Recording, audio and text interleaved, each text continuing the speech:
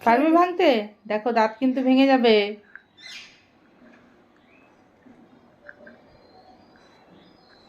একদম করতে যাও না, সম্ভবই না।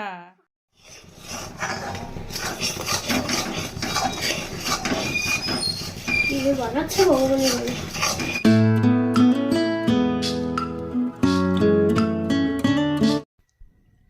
নমস্কার, জীবন পাতা চ্যানেলের আরও একটা নতুন ব্লগে আপনাদের সবাইকে ওয়েলকাম।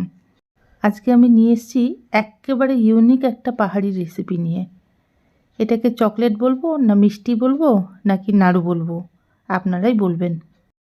শুকনো খোলায় বাদামগুলো ভাজতে ভাজতে তাহলে ঘটনাটা আপনাদের বলি শুনুন। আমার মা হচ্ছে দার্জিলিংয়ের মেয়ে। দার্জিলিং জেলার ছোট্ট এক পাহাড়ি জনপদ তিস্তা ভ্যালি। তিস্তা ভ্যালির দুস্থ এক নেপালি পরিবারে আমার মায়ের জন্ম। আমার মায়েরা দুই বোন, আর দাদু মানে মায়ের বাবা খুব ছোটোবেলায় মারা যান। একটু বিরতি নিচ্ছি, বলে নিই এবার আমি গরম কড়াইতে একটুখানি আটা দিয়ে দিচ্ছি। আটাটা সুন্দর করে ভেজে নেব। ভাজতে ভাজতে বাকি গল্পটা তাহলে করি। হ্যাঁ, তো যেটা বলছিলাম, সেই সময় তিস্তাবেলি গ্রামটা একদম রিমোট এরিয়া ছিল। না ছিল বিদ্যুৎ, না ছিল পানীয় জলের ব্যবস্থা, না ছিল কোনো দোকানপাট। আর চা বাগানে যারা কাজ করতেন তারা, আর একদম আগের থেকে থাকা কিছু স্থানীয় লোকজন, সব মিলিয়ে মেরে কেটে 50 কি 60টি পরিবার ওই গ্রামে থাকতেন। তো তাদের অধিকাংশই পাহাড়ের ঢাল কেটে নিজেদের চাষবাসের ব্যবস্থা নিজেরাই করে নিতেন। বাকি চাল ডাল তেল চিনি এগুলোর যোগান থাকতো রেশন থেকে।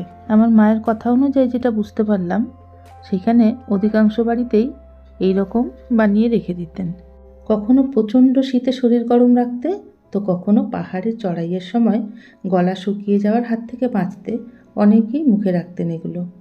ভাজা আটা, গুড় আর বাদাম দিয়ে তৈরি এই জিনিসটি প্রচণ্ড শক্ত হওয়ায় অনেকেই স্থানীয়ভাবে এর নাম দিয়েছিল রাস্তে কা পাথর, অর্থাৎ রাস্তার পাথর। পাহাড়ি এলাকায় ওঠানামা করার সময় উচ্চতাজনিত কারণে যে কানের একটা সমস্যা হয়, যেমন কান বন্ধ হয়ে যায়, সেই কারণে এখন অনেকেই যেমন চুইনগাম মুখে রাখেন, সেই সময় এই জিনিসটা অর্থাৎ রাস্তে কা পাথর মুখে রাখতেন।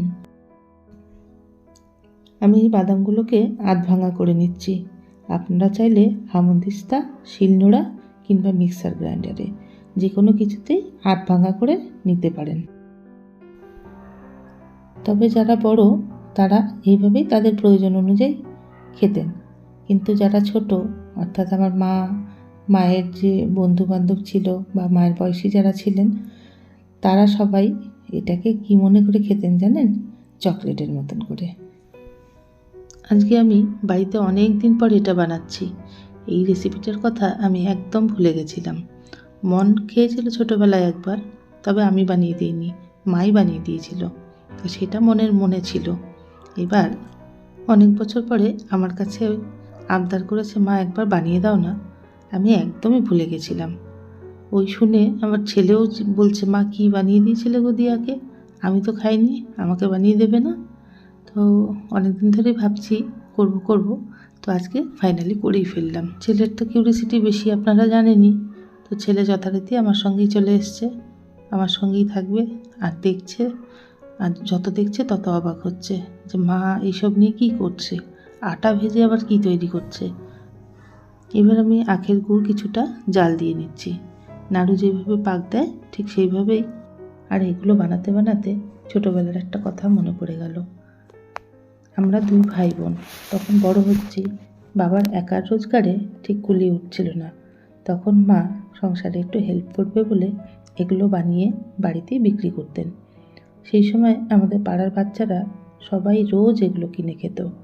প্রায়ই বাড়ি থেকে টাকা চেয়ে এগুলো খেত বলে পাড়ার বড়রা শেষকালে বিরক্ত হয়ে আমাদের অবজেকশন জানায় যে আপনারা এই ব্যবসা বন্ধ করুন। কী আর করা যাবে, পাড়ায় থাকতে গেলে পাড়ার কথা শুনেও চলতে হবে। তারপর কি, ব্যবসা বন্ধ। আমার আপনাদের কাছে একটা অনুরোধ, একবার হলেও বানিয়ে খেয়ে দেখুন।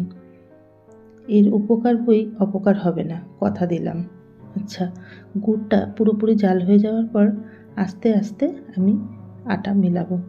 আটাটা একটু সাবধানে মেলাবেন, পরিমাপটা দেখে নেবেন, খুব যেন বেশি না হয়ে যায়, তাহলে কিন্তু পাক দিতে অসুবিধে হবে এবং তাড়াতাড়ি শক্ত হয়ে যাবে। আটাটা মিলিয়ে নিয়ে এর মধ্যে আমি দিয়ে দেব ওই যে বাদামটা ভেজে গুঁড়িয়ে রেখেছিলাম, সেই বাদাম গুঁড়োটা দিয়ে দেব। খুব সুন্দরভাবে খুব তাড়াতাড়ি এটাকে মিশিয়ে নিয়ে এবার খুব দ্রুততার সাথে এটাকে পাক দিতে হবে নাড়ুর মতো করে। আপনারা চাইলে একটু এবড়ো খেবড়ো রাখতে পারেন। রাস্তার পাথর বলে কথা, সব তো আর গোল গোল হয় না, একটু এবড়ো খেবড়ো রাখতেই পারেন। আমিও তেমনটাই রেখেছি। আর এই মিশ্রণটি হাতে পাকানোর সময় যদি আপনার বাড়িতে আরও লোকজন থাকে সাহায্য করার মতন, তাদের অবশ্যই ডেকে নেবেন, কারণ একার হাতে করতে গেলে অনেক সময় হয় কি এই মিশ্রণটি শুকিয়ে যায়। তাই তাড়াতাড়ি এই কাজটি করার জন্য 2 বা 3 থাকলে পরে খুব সুবিধে হবে। হাতে একটু জল লাগিয়ে খুব তাড়াতাড়ি নাড়ুর মতন করে পাক দিয়ে নিচ্ছিলাম। তখনই আমার ওই যে ডান হাত শিবানী চলে আসলো। শিবানী বলল, দাও সুমতি, আমি তোমাকে একটু হেল্প করে দিই। তারপর দুজনে মিলে ঝটপট করে বানিয়ে নিলাম। তারপরেও জানেন তো, লাস্টের দিকে একটু একটু শুকিয়ে গেছিলো, একটু এবড়ো খেবড়ো হয়েছে, একদম পাথরের মতনই। এই যে দেখুন কেমন হয়েছে, অনেকটা ঠিক নাড়ুর মতো না, তবে মার দেওয়া নামটাই থাক, রাস্তে কা পাথর অথবা রাস্তার পাথর। রাস্তে কা পাথর, যেমন তার রূপ তেমনি তার গুণ আর তেমনি তার নাম। আমার আজকের এই ব্লগটি আপনাদের কেমন লাগলো অবশ্যই জানাবেন। আর আমার ব্লগটা যদি আপনাদের ভালো লেগেই থাকে তাহলে লাইক, কমেন্ট আর শেয়ার করে পাশে থাকবেন। আর হ্যাঁ, সাবস্ক্রাইব করতে ভুলবেন না। দুটোই নাও, দেখো রাস্তার পাথর হয় নাকি। আর সাবস্ক্রাইবের পাশে থাকা বেল আইকনটিতে অল নোটিফিকেশনটা অন করে দেবেন, তাহলে নতুন কোনো ব্লগ আসলে সবার আগে নোটিফিকেশন পেয়ে যাবেন। একদম করতে যাও না, সম্ভবই না। আমার ছেলের রিয়াকশনটা দেখে নিন। আর আজকের মতো এখানেই শেষ করছি, দেখা হবে আবার একটা নতুন ব্লগে। ততক্ষণ টাটা। বাদামগুলো পড়বে, ভালো লাগবে, এটাতে তোমার এনার্জি ক্যারি করবে। বাদাম কিন্তু খুব এনার্জি দেয় কিন্তু, আর গুড় স্বাস্থ্যের জন্য ভালো, চিনির থেকে ভালো, ঠিক আছে, আর ময়দার থেকে আটা ভালো।